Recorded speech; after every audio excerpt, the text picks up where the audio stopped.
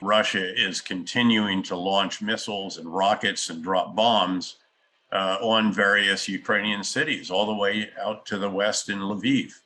They're gradually destroying various elements of infrastructure, whether it's the rail, the road, the fuel depots, military industries, and so forth. So again, I think first and foremost, we should take our lead from President Zelensky. And if he and his people are willing to negotiate, then clearly I think it is time that we would certainly collaborate with him on that. Keep in mind that, of course, Vladimir Putin most wants to negotiate not necessarily about what's happening in Ukraine and with Ukraine. It's about relief from the sanctions on his economy, financial system, inner circle, and the toll it's taking on the business community.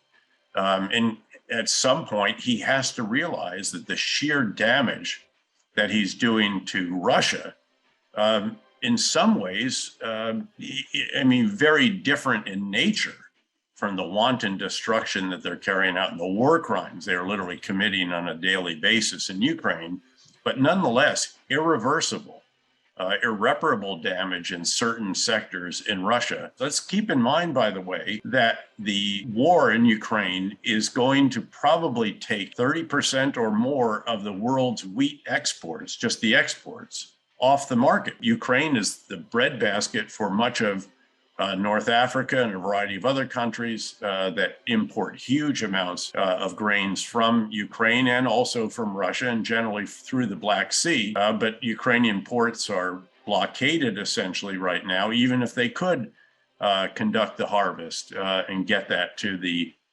ports of exit. So again, the world economy is going to continue to feel the reverberations and the second and third order effects of what's taking place in Ukraine and what's being done by Russia in these different areas. That is literally going to increase hunger in the world at a time when the harvests of the world in many different countries have not been what they had been hoped to be. There are credible reports of saboteurs, of spies, and so forth, of special operators who have been in Kyiv and have indeed, it seems, tried to target President Zelensky at the least.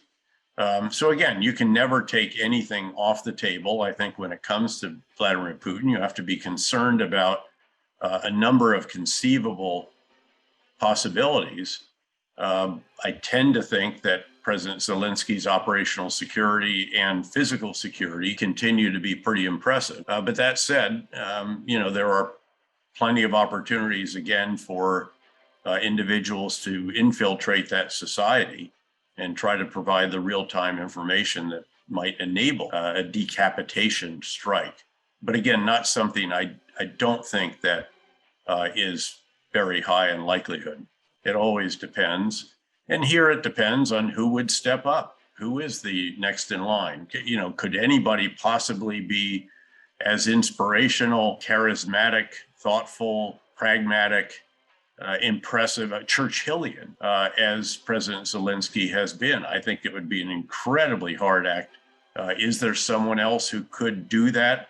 I don't know. And I'm not sure who knows what as always, the ramifications of something like that would be. But that's why, in fact, there has been much reported concern about his security, safety, and well-being, and why reportedly the operational security has been very, very significant and impressive. Obviously, the rattling of the nuclear saber, if you will, the sword by Russia has, I think, legitimately raised concerns. It is something that is a particularly serious concern, obviously, around the issue of Ukraine. I know that the United States leadership takes it seriously. Again, I think it is a very low risk in terms of happening, very high risk if it does happen.